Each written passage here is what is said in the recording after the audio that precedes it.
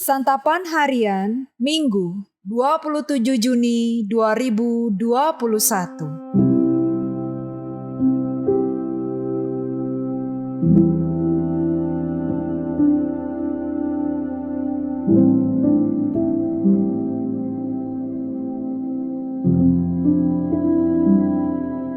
Inilah program Santapan Harian, sebuah program yang mengajak Anda menelusuri isi Alkitab, agar Anda menemukan makna firman Tuhan sesuai dengan konteksnya.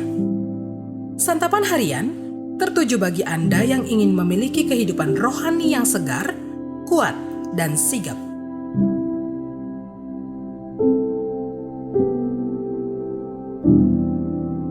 Hari ini kita akan membaca Yesaya 49 ayatnya yang ke-8 hingga ayatnya yang ke-21. Namun sebelumnya, mari kita berdoa.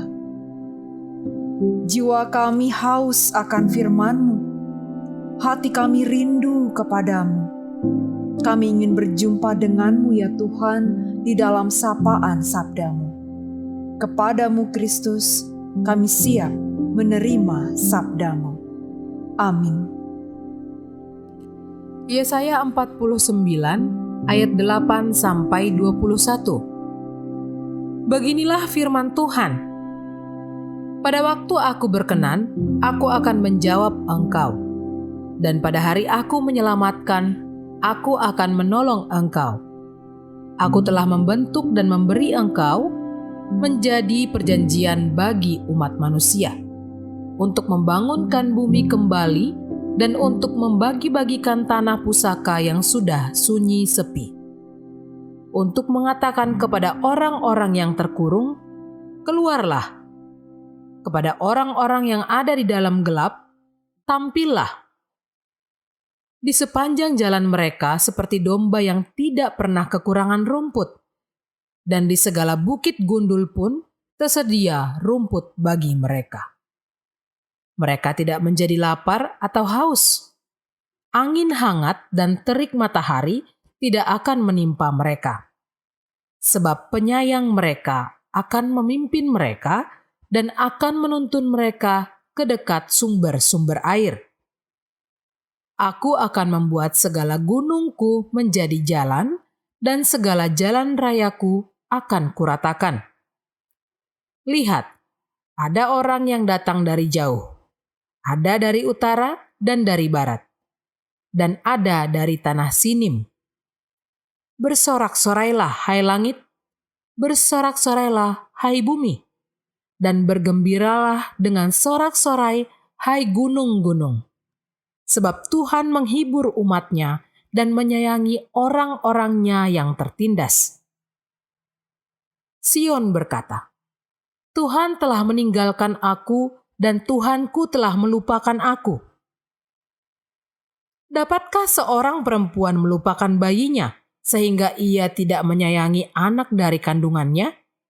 Sekalipun dia melupakannya, aku tidak akan melupakan engkau. Lihat, aku telah melukiskan engkau di telapak tanganku. Tembok-tembokmu tetap di ruang mataku. Orang-orang yang membangun engkau datang bersegera. Tetapi orang-orang yang merombak dan merusak engkau meninggalkan engkau. Angkatlah mukamu dan lihatlah ke sekeliling. Mereka semua berhimpun datang kepadamu. Demi aku yang hidup, demikianlah firman Tuhan. Sungguh, mereka semua akan kau pakai sebagai perhiasan, dan mereka akan kau lilitkan, seperti yang dilakukan pengantin perempuan. Sebab tempat-tempatmu yang tandus dan sunyi sepi, dan negerimu yang dirombak, sungguh sekarang terlalu sempit untuk sekian banyak pendudukmu, dan orang-orang yang mau menelan engkau akan menjauh. Malahan, anak-anakmu yang kau sangka hilang akan berkata kepadamu, tempat itu terlalu sempit bagiku, menyisihlah, supaya aku dapat diam di situ. Maka engkau akan berkata dalam hatimu, siapakah yang telah melahirkan sekaliannya ini bagiku? Bukankah aku bulus dan mandul? diangkut ke dalam pembuangan dan disingkirkan. Tetapi anak-anak ini, siapakah yang membesarkan mereka? Sesungguhnya aku tertinggal seorang diri. Tetapi mereka ini, dari manakah datangnya?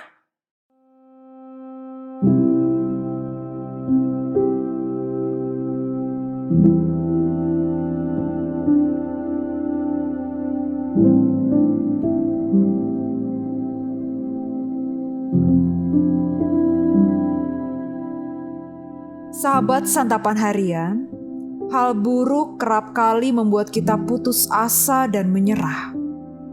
Bahkan anak-anak Tuhan tidak kebal terhadapnya. Demikian juga yang dialami oleh bangsa Israel. Pembuangan ke Babel telah menyebabkan terjadinya banyak hal buruk. Bait Allah, lambang kehadiran Allah di Sion yang merupakan kota suci pun runtuh. Kali ini tampaknya Israel tidak berpengharapan lagi. Wajar jika Israel merasa putus asa. Namun demikian Tuhan berjanji akan menjawab, menyelamatkan, dan menolong Israel dengan menuntun mereka keluar. Allah berjanji akan mengembalikan tanah mereka, membebaskan para tawanan, bahkan memelihara mereka dan meratakan jalan.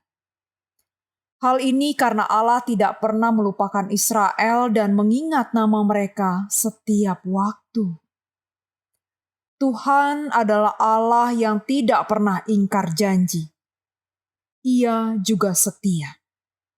Dalam keadaan seperti itu, Tuhan memberikan sebuah janji kepada umat-Nya bahwa Ia akan mengumpulkan mereka kembali dan memulihkan kemuliaan mereka. Bahkan Tuhan akan membuat Israel terkagum-kagum akan pemeliharaannya yang melebihi batas pemikiran manusia. Dalam hidup ini, kita sering mengalami situasi yang membuat kita putus asa dan berpikir bahwa Tuhan meninggalkan kita. Tetapi pengalaman Israel dapat menjadi contoh bagi kita semua, bahwa dalam keadaan yang tak berpengharapan pun masih ada Allah yang setia menyertai manusia. Hal ini juga yang diungkapkan oleh Raja Daud dengan begitu dalam.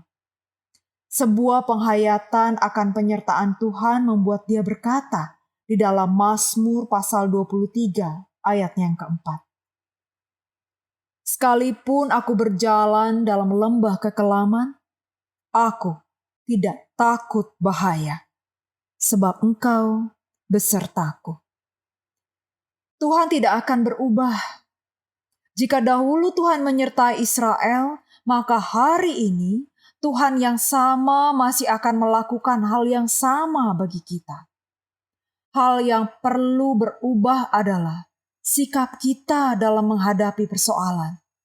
Kita harus memilih antara mengandalkan pikiran manusia yang terbatas dan menyebabkan keputusasaan, atau mempercayai penyertaan Tuhan yang melampaui batas pikiran manusia.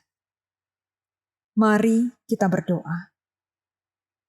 Penyertaan-Mu Tuhan segalanya bagi kami. Penyertaan-Mu yang membuat kami mampu berjalan di dalam kekelaman. Hadir-Mu di hidup kami adalah sumber kekuatan. Anugerah-Mu Tuhan, semua karena anugerah-Mu. Terima kasih ya Kristus. Amin.